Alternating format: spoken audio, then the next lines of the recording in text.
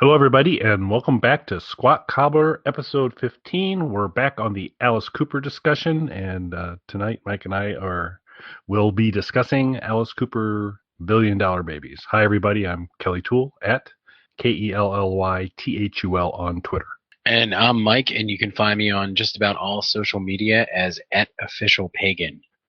These are so much easier to do than the first two albums. I got to tell you, it's so pleasant to be going through these. It really is. And what's funny is, like, obviously I've listened to all these albums multiple times before, but going back, I listened to the whole thing start to finish to prepare for these episodes. This is the only time in any podcast or radio show I've ever done that I prepare also. It's worth noting. But listening to these, like, the first two really were work, and everything after that, it's just fun going back through these albums again. It really is.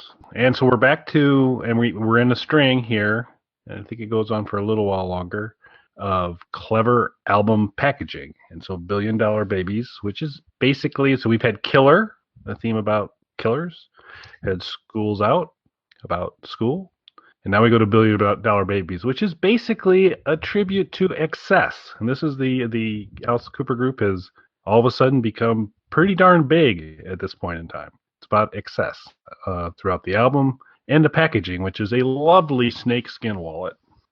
It includes a fake Alice Cooper billion dollar bill, excuse me, and some nice kind of Alice Cooper group trading cards that you could punch out from the album if you wanted to have like a baseball card of the Alice Cooper group, which I did. I don't know really why I did that. I probably just should have left the album alone, but I don't know where they're at anymore. But they were there before.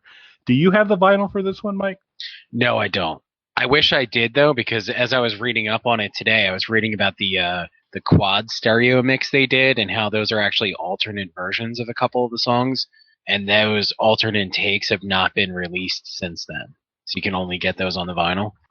Oh, I did not know. I did manage to come across they did repackaging, a remastered version of it a few years ago, where you get the traditional Billion Dollar Babies album, but then a second CD, which is the Billion Dollar Babies album again, but live, somewhere recorded somewhere down in Texas, and pretty cool. I mean, it was kind of neat to hear this stuff that way as well. You know what I think? I think an ambitious listener who really wants to make sure that we can fully capture the spirit of every Alice Cooper record, if they happen to have this quad stereo mix on vinyl, should probably just send it to me. That would simply be the right thing to do. So hopefully, Yeah, well, it just seemed like if you're a real fan of the show and you're a real Alice fan in general, you're going to want to make sure that we can really thoroughly cover every aspect of the Cooper catalog. You should probably just send me a copy of it. yeah. Do you really want to leave Mike talking about this stuff with one ear tied behind his back? I don't think that you do. What kind of a squatty would you be? All righty, shall we begin? Yes, sir. Okay. Billion Dollar Baby starts off with "Hello, Hooray." So now we're back to the tradition of Alice taking a crap song, a song that you would never possibly ever enjoy, and making it something amazing. He did that with Sunrise on Love It to Death, and he's done it again here with "Hello, Hooray," which has always been a favorite song of mine. He frequently uses it as the opening song in concert. It's built for that. It's a great song for that. So I'm a big fan of this song. Love it live. Love it when he kicks off a show with it. Hate the original version. Detest the original version. You? I'm pretty much fully on board with you on this. Not a fan of the original version of the song. I heard Alice's first before I had heard the original. I love Alice's version of this song. The only thing that's weird, and this is kind of nitpicky, it is a perfect album opener, but it's strange to me for a band to open an album with a cover song. So, like I said, it's a little nitpicky, though. It's a perfect album opener. It's a great song. It's just weird, especially when the Alice Cooper group is capable of writing such incredible songs of their own. It's kind of odd to start with a cover song. Yeah, I was actually surprised when, because this seems completely like a song that would have been written along with all of these other songs. Again, as we've seen in the last several albums, you're going to see some diversity in musical style, theme, etc. I mean, some differences there, but it felt completely appropriate and nestled in. It didn't feel like it was plugged in, but it is a cover. But he is welcoming us, welcoming the audience in a live show. Glad we're here so that we can love every second, every movement, every scream, and we will.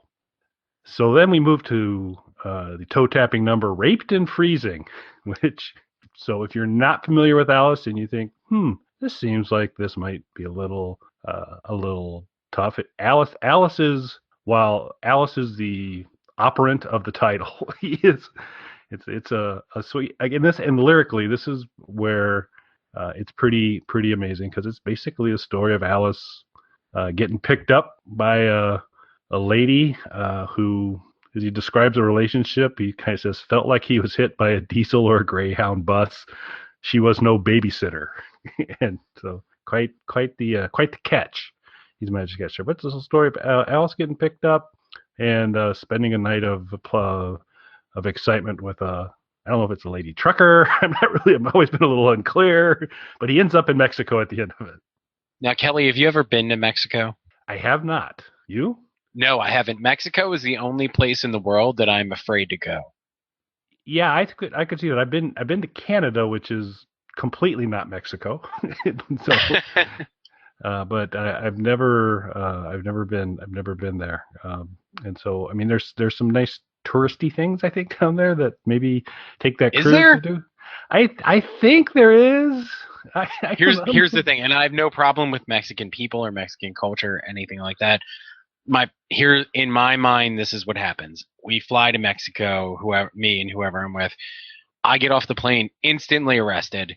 I spend the rest of my life in a cage with a dirt floor. That's my trip to Mexico. Yeah, so that would put it low on my list then. If I was looking for a vacation outing, if that's the anticipated outcome, I would avoid it from there. But that's based on nothing. Like there's no reality grounding here whatsoever. That is based on nothing. It's not like I have warrants out for my arrest in Mexico. I have never been to Mexico. I've seen it from a distance on the U.S. side of the border, but I have no interest in going there. Yeah, we're going to have a wall soon, so you won't have to worry about it. Everything's going to be beautiful. It's going to be a beautiful. All right, we'll move on to Elected. So Elected. Speaking of which. Yeah, imagine that. A highly reusable song by Alice here. Reusable on multiple levels, because Reflected was on Pretty's For You. Is that correct? I think. Yes, I believe so. I'm blocking those first two out. It's on one of the first two, and I think it's on the very first one. But this is a rework of that. And just like he took a crap song with Hello Hooray and made it an amazing song. Well, Reflected was not an awesome song, and Elected certainly is. Yeah, this is a great song. Yeah, anthemic. It is Alice running for president. He's the leader of the Wild Party. Always one of my favorite moments. In concert, it's great, and even on the album, it's great. At the end, this is a campaign song, which to me, I've never understood why a politician has never used Elected well, maybe I do understand, but it's still a great. You know what? I'm with you though, because I don't understand, and especially this election cycle, there's been a great deal of controversy over the songs artists have chosen. I don't know if you followed this at all, but on both sides, they've used songs that the bands have been highly against them using for their campaigns. Yes. And I mean, I tried to be a good guy, and I posted out on Facebook, like, if either candidate wants to use my song Satanic Ritual Abuse, they are perfectly allowed to. They don't need my permission. They can go ahead and do that. But honestly, if I was going to run for any sort of office, Elected would be the song I would use. Yeah. So the nice thing about the song you offered up is that it would work excellently. I mean, I don't know why either candidate didn't pick you up, because they could have bolted that right into their platform. It would have made. I know. How great would it have been if they both used it? Yeah, that would have been. You're a puppet. I'm a puppet. It's my song. It's my song. Yeah, that kind of thing. But yeah, it's a perfect song. At the end of it, he's talking about, we got problems right here in Central City. We got problems in the north, south, east, and west. And personally, I don't care. Which is the Alice Cooper we know and believe in. However, we mentioned previously on a Squat Cobbler as a recommendation, vote Alice Cooper. The website is still up and running. We still can write them in. I'm a little unclear. I've been seeing some articles on where write-ins will count and not, but you'll feel better about yourself if you write Alice Cooper in. So please still do that. You're not, I mean, if you're one of those people that feels like to participate in our democratic system, you have to vote in this election. But like any human being, don't want to vote for either of the actual candidates. That's your only option. And what a great option it is. So, and we're not a political show. We just we support Alice. 100%. That's we are pro Alice to the end. Yeah, but Elected is one of these things that it's a great rock song. It's got some great guitar riffs in it. It's anthemic and it's clever and it's funny and it's enjoyable. So it's just a winner all the way around. I mean, I feel like that description could actually summarize this entire album. I think that's a great point because as we can probably just roll right into, unless there's anything else you want to hit on Elected. By the way, the video for Elected, I think we'll include that in the blog post. It's kind of, you get to see 1973 Alice, a very young Alice Cooper, and a chimpanzee and the rest of the band, and it's just kind of what you would expect for a 1973 music video. But it's fun, so we'll include that one in there. The only other things I would include about Elected, as we've said with so many other Alice Cooper songs, the live version on Fistful of Alice is incredible. And also there is an updated single of this song that was released for this election cycle. Yeah, because Alice is doubling down. He's a lot more serious than he's ever been on running before. And the other nice thing you get, and I've mentioned this on previous shows, in when Alice is touring, and he's touring on election years, at the end of the show, Elected makes its way into the encore portion of the show, and towards the end of the song, you're greeted by the candidates coming out to wave at you, spot each other, fight, kiss, tackle, and eventually get drug off. Sometimes beheaded, hard to tell, but basically you get. And so I've had a chance to see certainly Hillary and Trump here this go round. Got to see all the previous one we've had Obama and McCain, Romney and Obama. So it's been. How hot was the Obama McCain kiss? Like scale of 1 to 10. It was about a 7. It was passionate for a while. That's what I picture, a 7. And they're wearing the highly creepy caricatured latex masks that are kind of that you'll get for the candidates, which are kind of the creepy clown of politicians, is those crazy masks. But it's fun. So it's always really humorous at the show, and lots of Alice gets to wave a flag and run around and be patriotic and all that good stuff. But I think you were dead on when you talked about that basically every song on this album you could go on the route of got some amazing guitarists, tells kind of a funny story, is clever, and it's great rock and roll, because it does apply quite a bit, because we go out of Elected into Billion Dollar Babies, the title track of the album, with one of the most distinctive initial drum lines right at the very beginning. You hear that the moment that starts, you know what this song is, and it's a unique little run on the drums to begin with, and we again pedal to the metal rock and roll.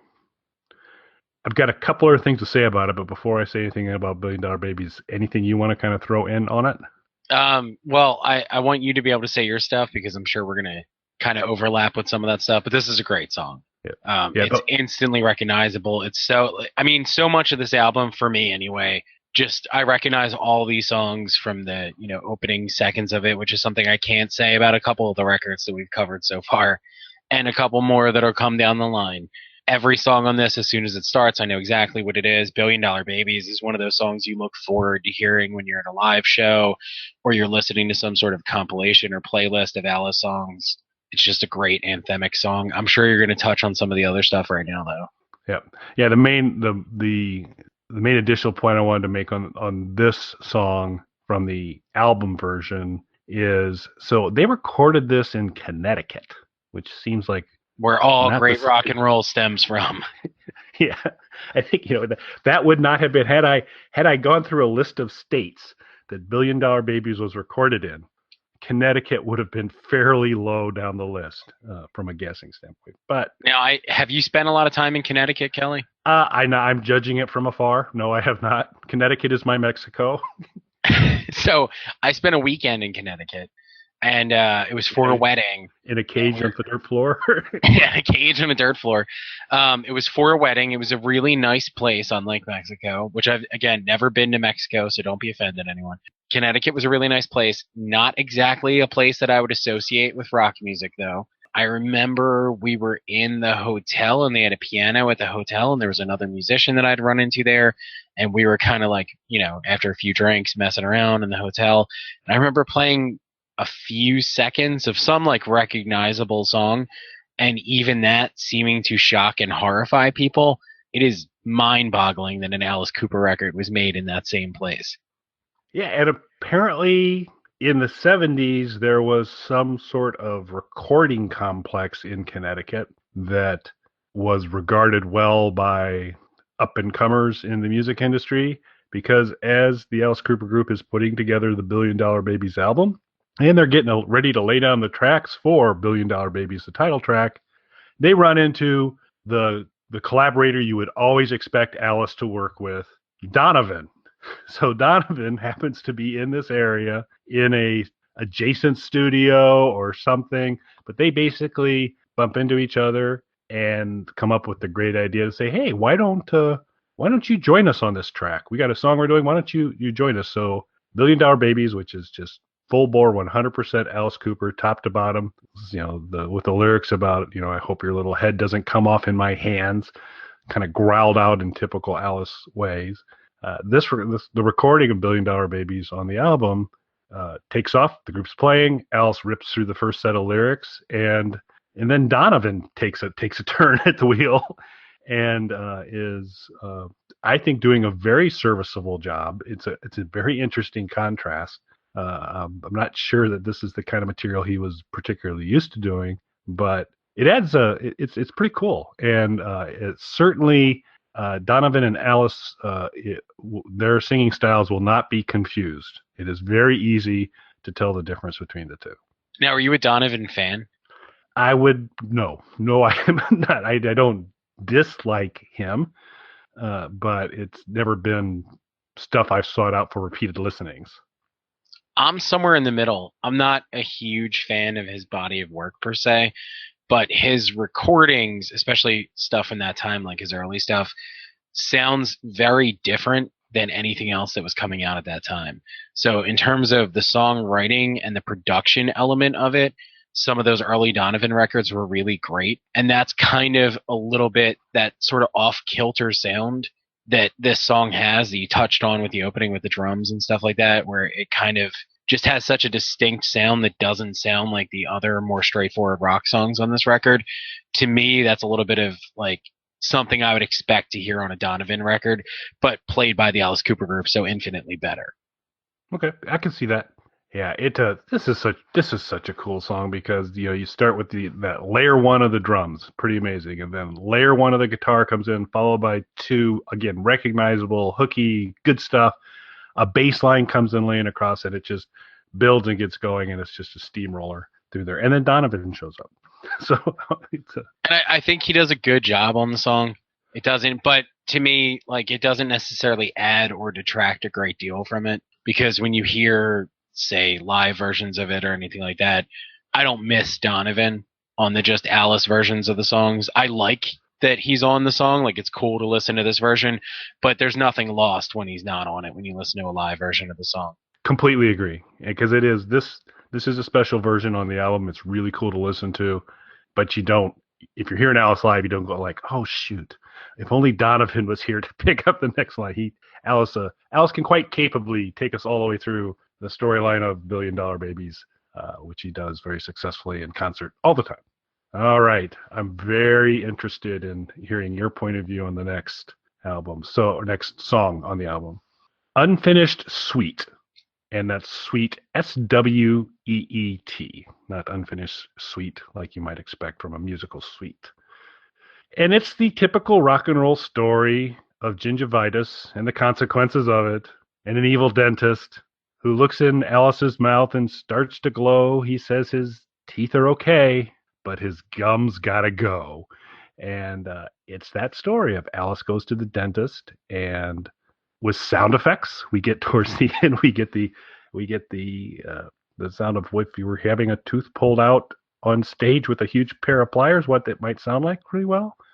Alice does battle with a giant version of the tooth, in concert, which is nice. So it's a kind of a unexpected storyline. It's a story about a dentist done in a rocking way. It starts off with some pretty cool bass stuff to begin with. Another really good rockin' song. So this song's always had a special place in my heart, just in terms of I love it on the album. It's just so kind of clever and fun and a good rock song. In concert, how can you go wrong with Alice Cooper fighting a giant tooth? That's just pretty awesome. So I love this thing top to bottom. So what is the Mike Bolinsky cut on Unfinished Suite?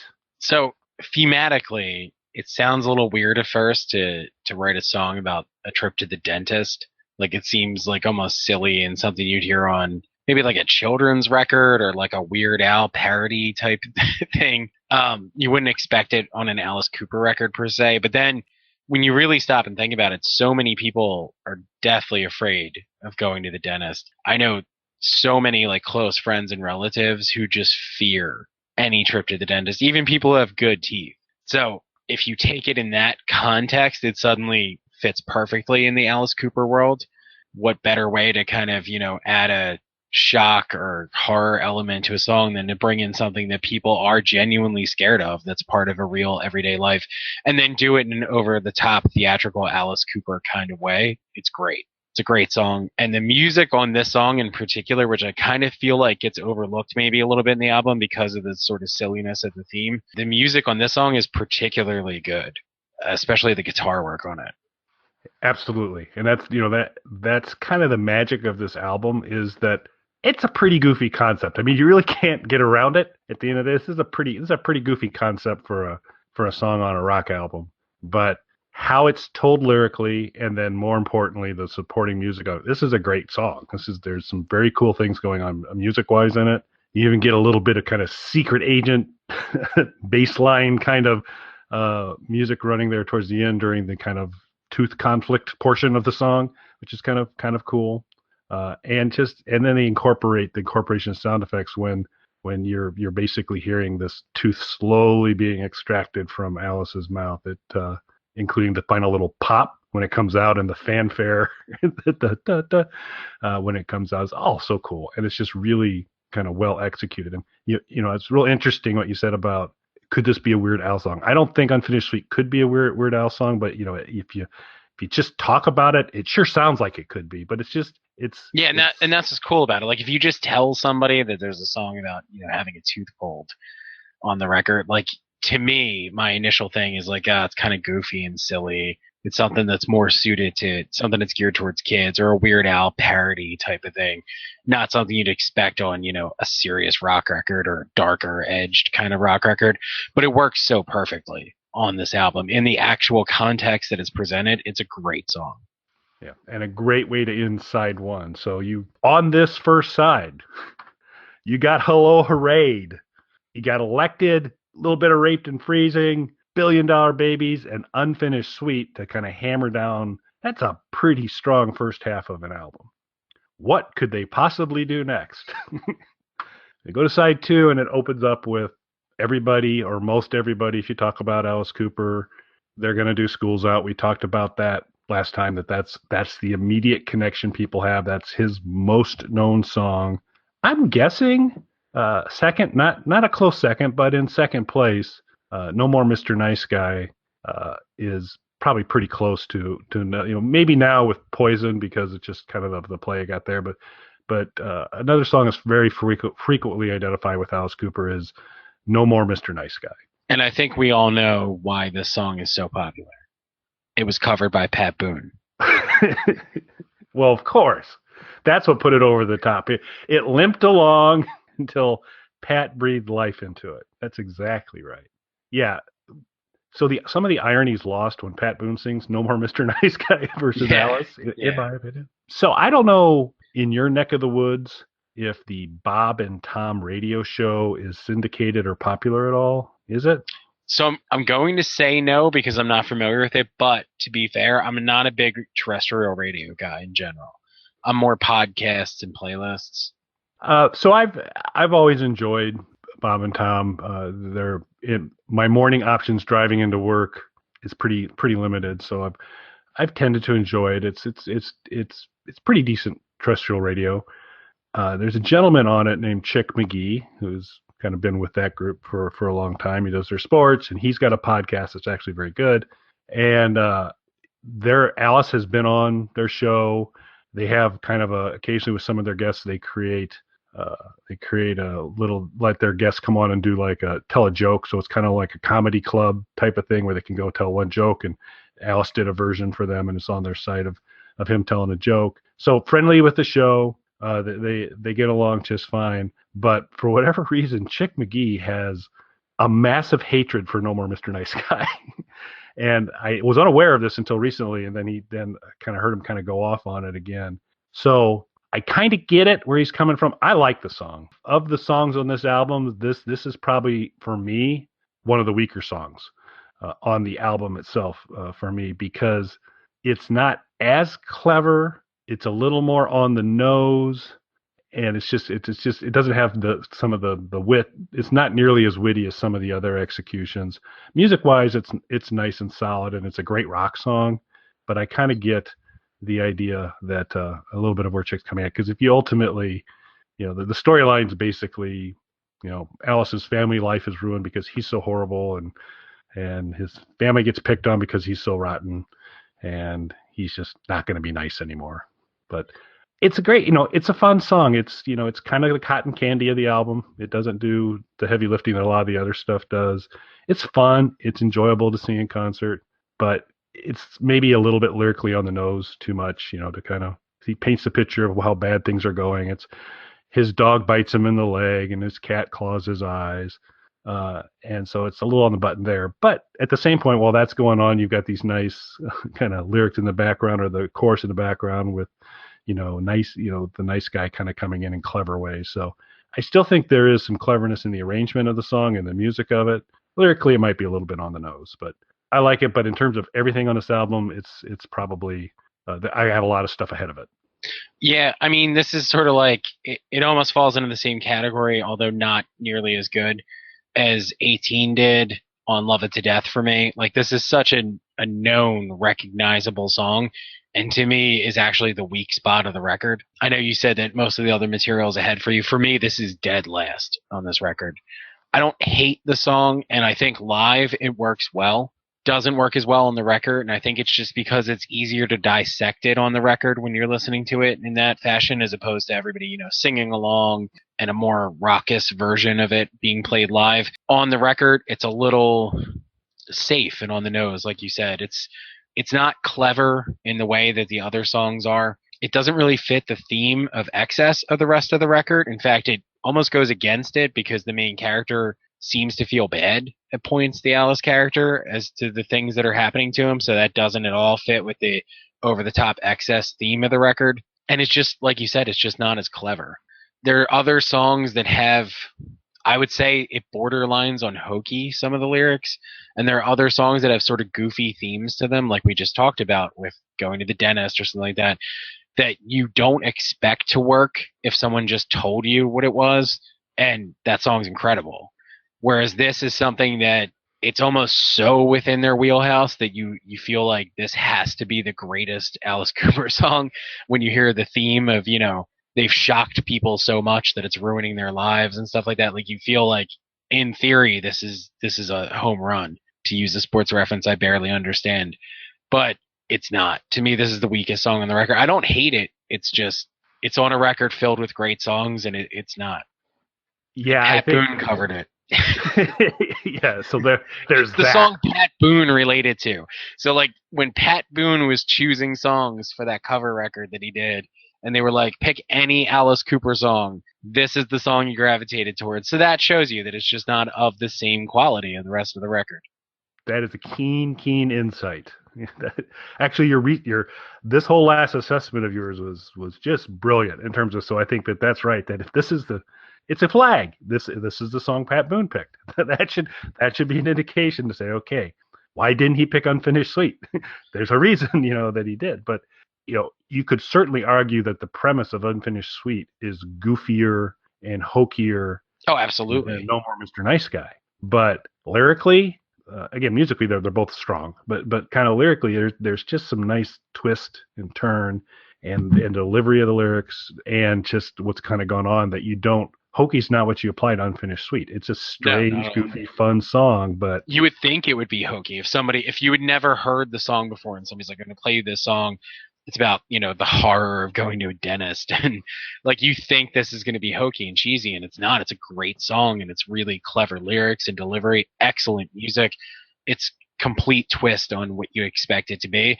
Whereas this, if someone just gives it to you, the theme of the song, you're like, oh, obviously this is going to be one of the greatest Alice Cooper group songs you'll ever hear. And to me, it's just a weaker song.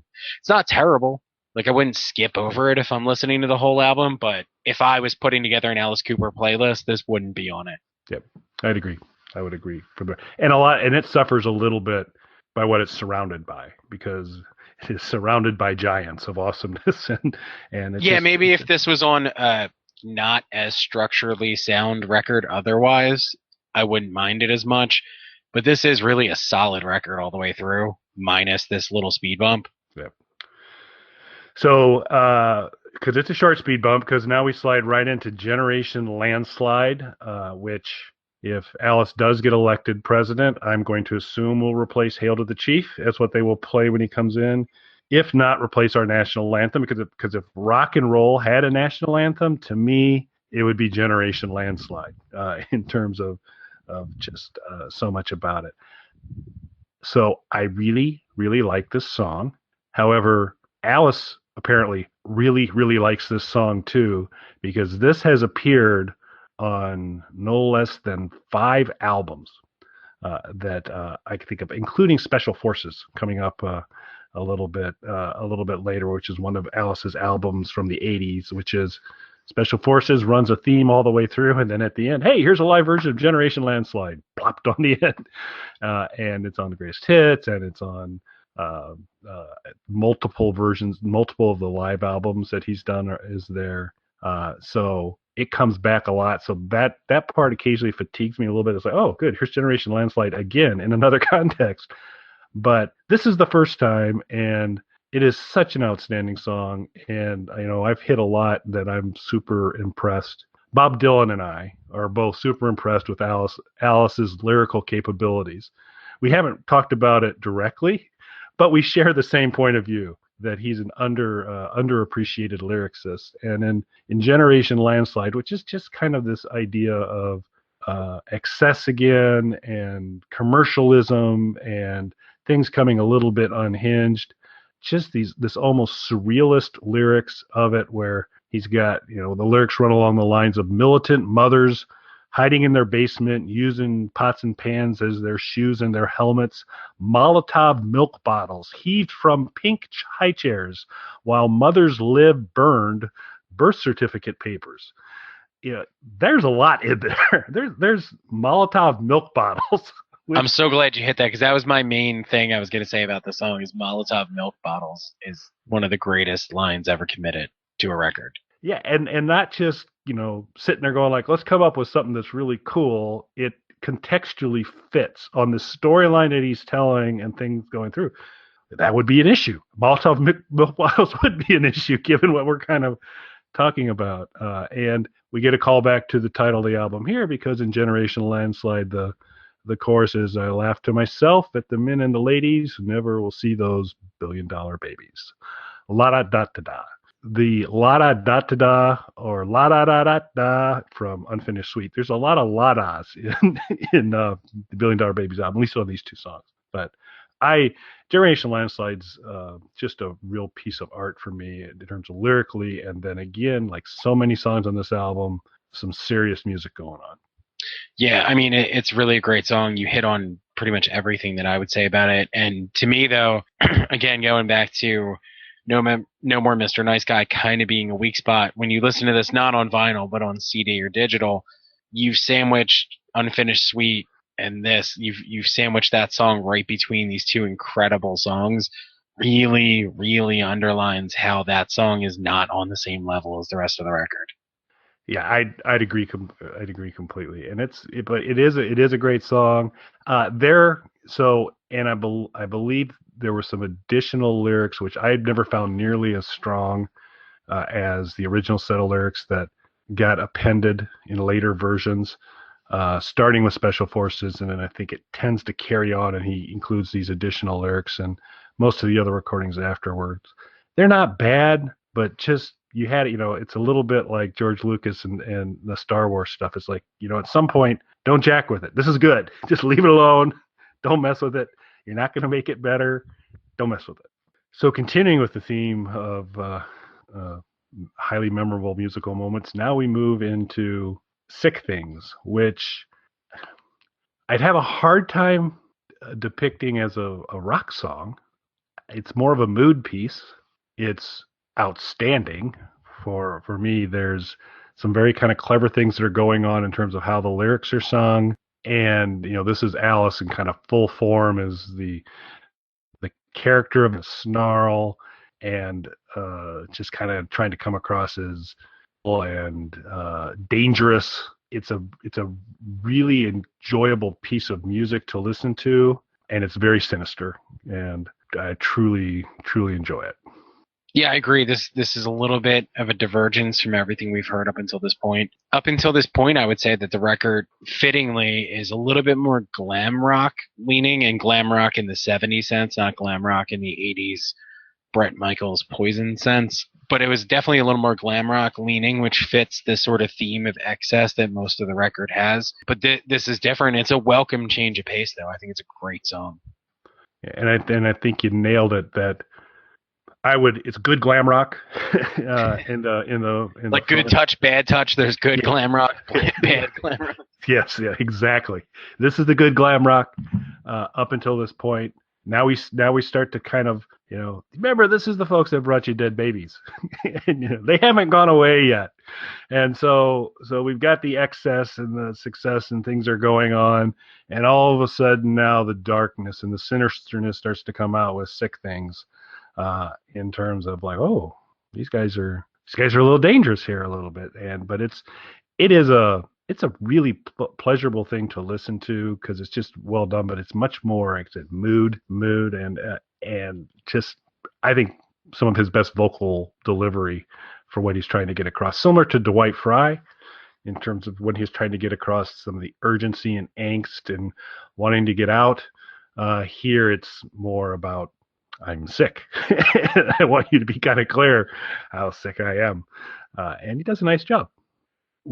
So we departed from the rock a little bit. We got a little sinister and mood. So we move into the next track, Mary Ann, which continues to be a departure because this is largely a piano and vocal piece.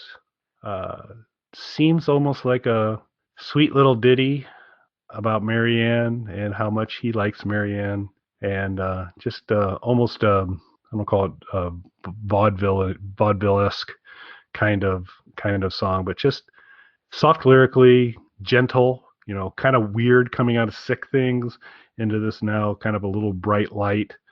But turns out at the end that Mary Ann's a man, so we kind of got Lola'd on it. He kind of got Lola'd on it. How many times in your life have you had to say "got Lola'd"? Be a good T-shirt. So a little surprise there. Now as a song, I like this. It's kind of, I like the kind of jarringness of, this is unlike anything else on the album. And it's unlike much of anything else Cooper's done. So that was kind of interesting. It's not a bad constructed type of thing. The little kind of surprise at the end, is, I think, kind of adds to the necessary twist to kind of do it. But that's where, this one and No More Mr. Nice Guy are the two that I kind of, amongst all the giants on this album, I kind of go, you guys kind of go to the back of the line for it. It's not bad. But I have a theory on, might have a little bit of a problem, but I wanted to hear any thoughts you had on Marianne. I kind of go the same way you do. It's not as weak a spot as No More Mr. Nice Guy is for me, but doesn't necessarily fit as well with the rest of the record. Not in that I don't like it or anything like that. I certainly wouldn't skip over it when it comes on. I do like it better than No More Mr. Nice Guy, but not as much as I like some of the other tracks on this record. And on what album can you get Molotov, Milk Bottles, and Your Eyes Were Pools of Laughter? You know that these are all in the lyric set for the one album. So Your Eyes Were Pools of Laughter. You know what? I think one of our listeners, one of the squatties, needs to go out and try and pick someone up in a bar using just Alice Cooper lyrics as their pickup lines. We should, and you should report back. Maybe you could record it. So a tip for you, any of the squatties out there going to do it. First of all, I think it's an excellent idea, and you need to do it. One of you needs to do it right away. However, I would avoid Sick Things as a source material, because I think if you kind of walk up to a young lady and go, I eat my things, I'm not sure she's going to find that attractive, if I were to guess. If she does, though, marry that woman. That's right. I guess it could be a good test that way. That would be a good thing. But I think Your Eyes Are Pools of Laughter. You got a shot. But there's a lot of stuff to work there. I think that's an interesting challenge. We can kind of put that out there, and then it'll be interesting to see which tests out better, because you never know until you do some field testing what's going to work the best. So speaking of which, I'm also going to guess when you go and do this, you're probably not going to tap into the final song on $1 Billion Babies. It won't serve as much help to you as well. If you were me, you would. Maybe. Anyone else though probably should veer away from it. Yeah, I think it's going to be a reach for these lyrics to be effective. So we've kind of talked about it's the glam world, it's the rock stuff, it's excess, and then things start to turn here as we get into Sick Things, and then this kind of quirky Marianne thing happens. And then just to put the hammer down and finish out the album, we finish off with what will now be, and this always is a point of argument, but I'm going to argue that this, depending on what you think of Refrigerator Heaven, if Refrigerator Heaven is considered a song about necrophilia, which I personally don't believe Refrigerator Heaven is a song about necrophilia. However, I Love the Dead, which finishes off this album, is unquestionably a song about necrophilia, but a well-done song about necrophilia. Like if you had to play a song about necrophilia, say at your wedding reception, that's right, this would be the song you would probably go with, or at least high on the list. For your necrophilia wedding dance playlist, this is high up there, if not number one. And so, it's a little difficult for me to kind of go, wow, I really like that song about necrophilia. However, I really like this song. This is so pure Alice Cooper. And again, if in context of this album about excess, and then also, I just want to inject right here. Anyone who's listening to this right now, grab the audio and cut together Kelly saying, "I really like necrophilia." So I'm going to keep this entire unedited tape so that when but Your Honor, may I play the full effort from there. But this is, if you're going to be writing a song about loving the dead, this is the kind of song you want to write, because it's awesome.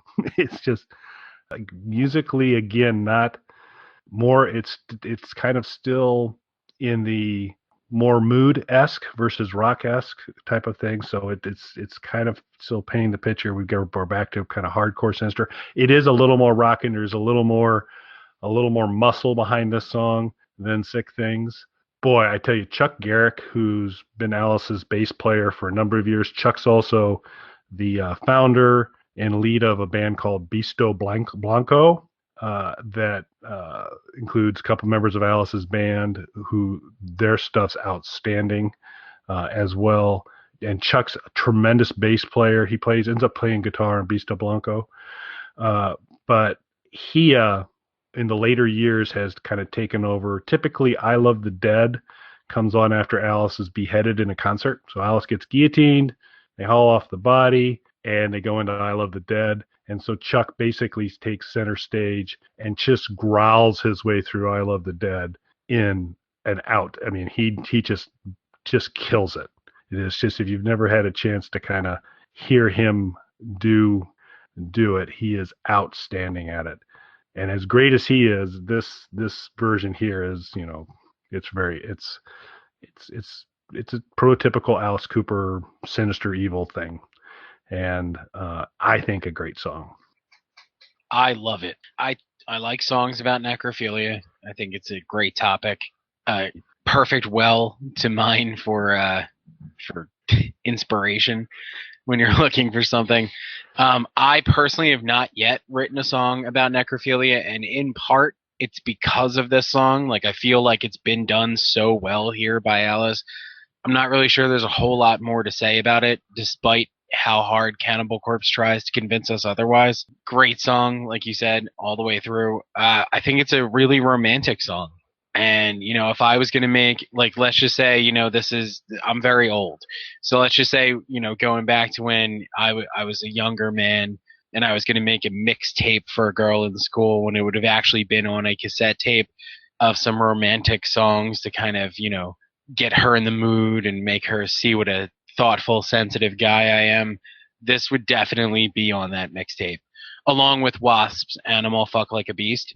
Those two songs back to back, that's pure aphrodisiac right there. Yeah, and you might want to throw in Joe Walsh's I Like Big Tits. There you go. That is your trifecta of romance, according to Kelly and I. By the way, folks, squatties out there, if you've never heard Joe Walsh's I Like Big Tits, you've got to listen to that, because it is 100% Joe.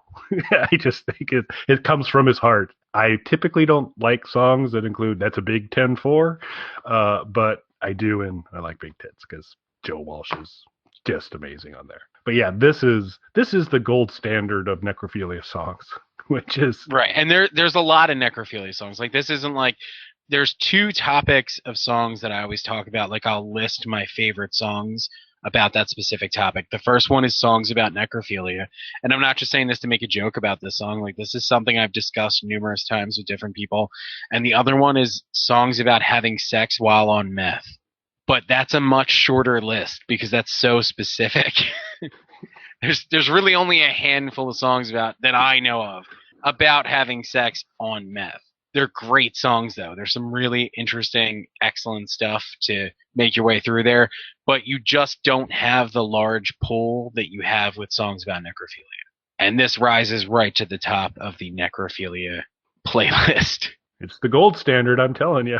It is, which may be the title of this episode, is the gold standard of necrophilia. Because I'm sure that will get us a lot of new listeners. Oh, absolutely. It's going to open doors for us. That's right. Finally, we'll break the glass ceiling with that. So that's it. So I'm from the Midwest, Central Illinois. So we don't have a lot of entertainment. So one of the things that is this a personal necrophilia story? No, it's not. Yeah, probably I should have. That's where I thought we were going for a second. You're like, I'm from the Midwest. There's not a lot to do here. I got it. So might as well, as long as we're here, shoot straight. No, we'll do trivia nights. Actually, in a number of different places around town where you can kind of come in, grab a meal, maybe a beer or two, and they'll run a trivia night, and there'll be a bunch of teams, and you're answering questions and prizes at the end. So it's kind of a fun thing to do. Not the kind of urban entertainment many of our listeners are used to, but it's kind of cool. Yeah, we do that here too. I actually recently went to one, and it was gay and lesbian pride night, and my team won. So you were just the proudest. I was gayer and prouder than everyone else in that bar. Congratulations. And so unfortunately I missed this evening, but then I got a report back to say there was an Alice Cooper question, and I said, well, what was it? And it was, how many songs about necrophilia has Alice Cooper written? And I thought I had the answer, which was 2. However, the answer they gave at trivia night, and they wouldn't have said it at trivia night if it wasn't true, they're throwing out 4.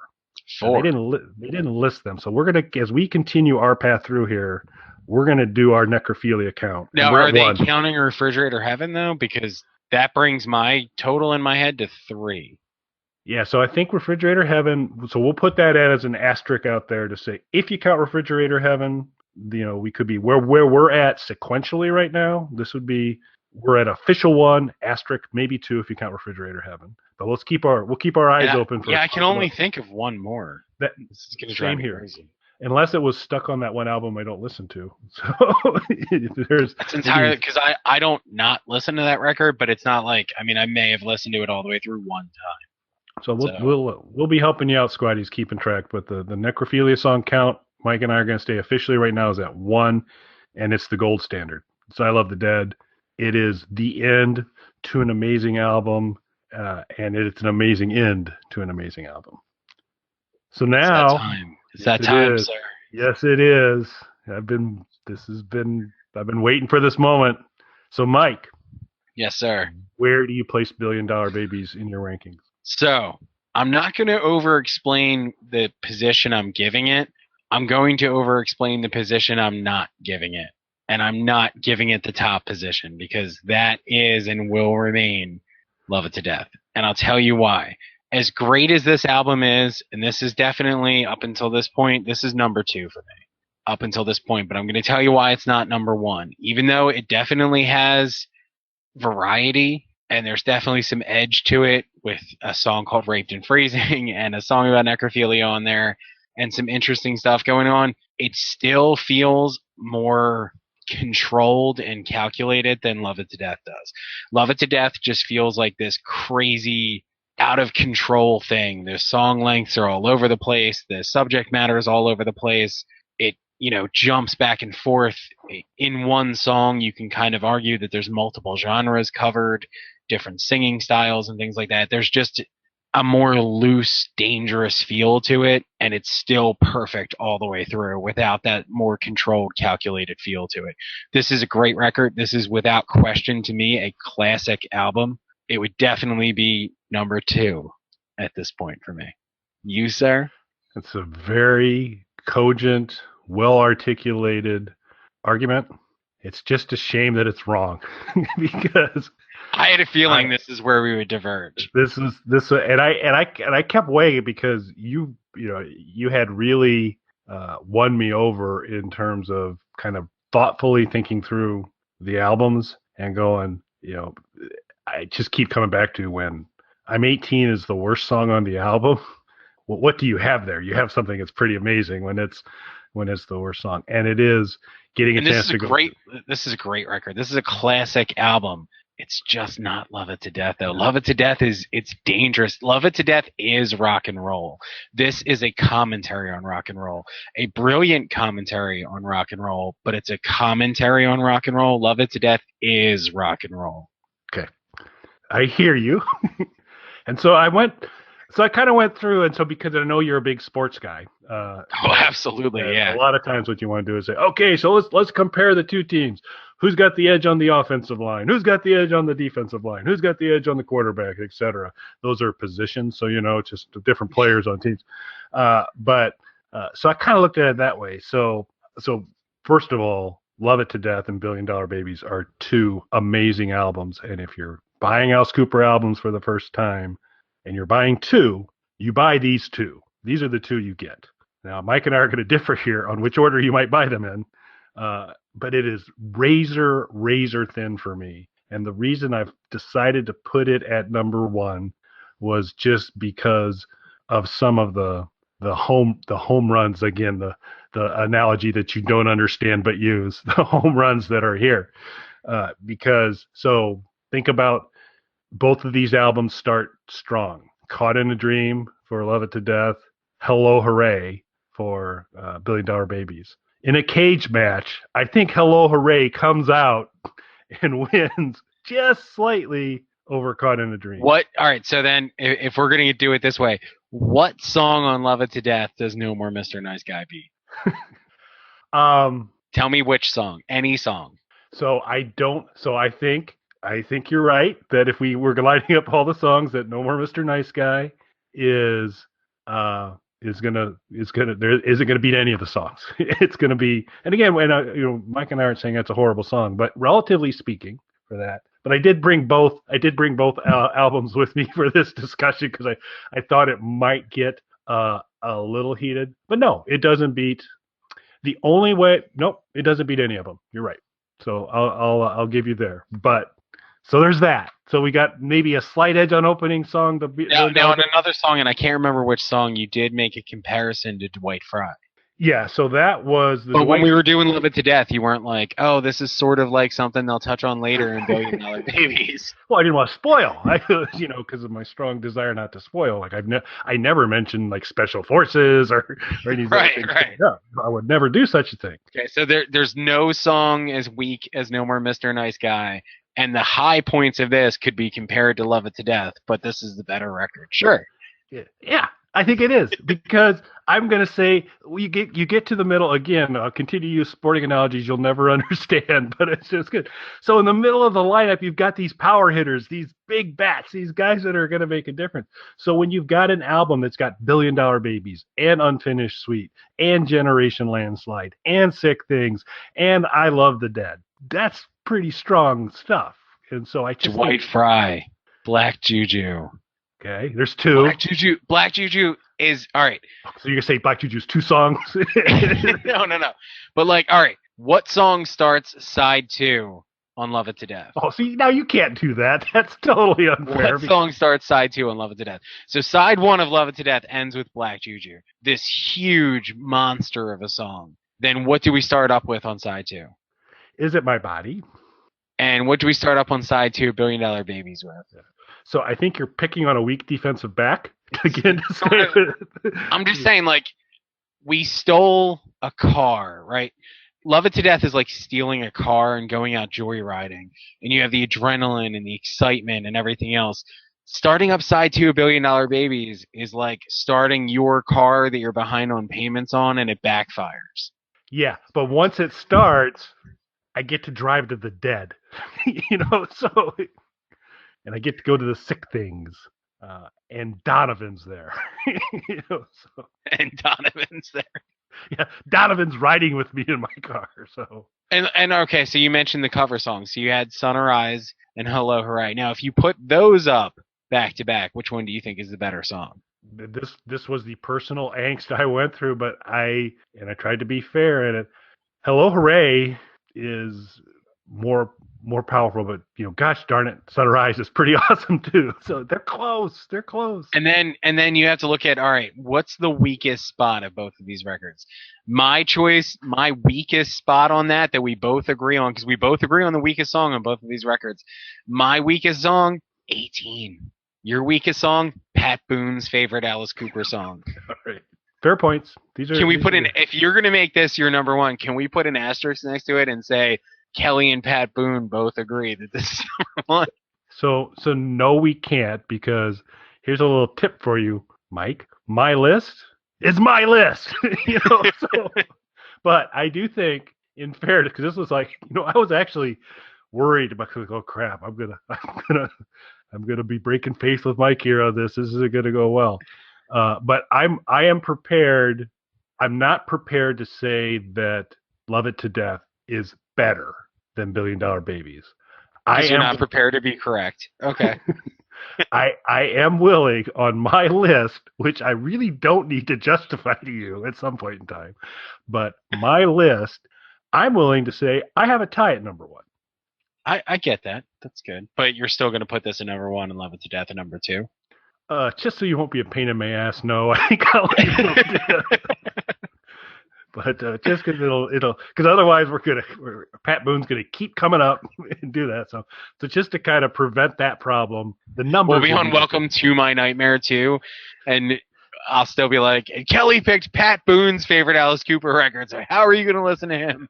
Yeah. So that's why I think I feel good that, because I knew I was going to be attacked here. I knew that there was going to be an onslaught and a challenge to this. But just wait till I put Special Forces over both of them. Come on, prettiest cop on the block. It's awesome. Pat Boone would never do that song. You're like, does Pat Boone even know about Raise Your Fist and Yell? Yeah, he never even. Yeah, unlikely. So I'm gonna put it as a tie for first. So our list will actually still look very similar. Only upon closer inspection will you see a kind of embittered Small Man 2 by Mike's $1 Billion Babies, where I will have ones with an asterisk in the word tie down below for that. Well, that was spirited. So I don't think we're going to have as heated a debate next time we talk about Alice. Next one coming up. I don't think we'll have as heated a debate about any record going forward, because I know for me, like, I'm locked on my number one. Yeah, and I kind of keep going through what's kind of coming up, and there's some really good stuff coming up. There's great records coming. Where I could really see a divergence coming, at least for me, knowing that my opinion about some of the later Alice solo records differs from most people's. There's such a variety of things that are going to go on during that time frame, all sorts of different things. And even when we get into things like Lace and Whiskey, that's going to be kind of interesting to see where that kind of falls. So I think we'll start to diverge there some. Although I think as we've kind of talked through, a few of the ones that aren't popular with typical Alice Cooper fans that you like seem to be ones I like too. But we'll see how it goes from there. So Mike has his number 2. I correctly have it tied for number 1. So we'll update the list for that. Muscle of Love comes up next. Muscle of Love is the last album by the Alice Cooper Group. So then we'll move into the next chapter, which should be the Alice Cooper solo albums. Now, maybe since you did mention it being the last one, I'm sure you saw this, but the Alice Cooper Group has the 2 songs 7-inch coming out. Yep, I did see that. So it's not new material, it's 2 live tracks. But for anybody who's listening up until this point, if you're really into the Alice Cooper Group, the way that Kelly and I both are, and obviously we're both huge fans of Alice solo as well. Personally, though, I'm really excited about this coming out, like some kind of new release, even if it isn't new songs, but a new release from the Alice Cooper Group is really cool. Yep, absolutely. So I think that'll be fun. And they did, we never got a full bore reunion, but on Welcome to My Nightmare number 2, the second Welcome to My Nightmare, that had songs written by Michael Bruce, Dennis Dunaway, Neil Smith, performances by all of them. Runaway Train was by Dennis Dunaway on that album. And so that we started to get smatterings of a little bit of intersection again, but this one, what you're mentioning, is it's the Alice Cooper Group back together again, doing a couple of their songs and sounding really good.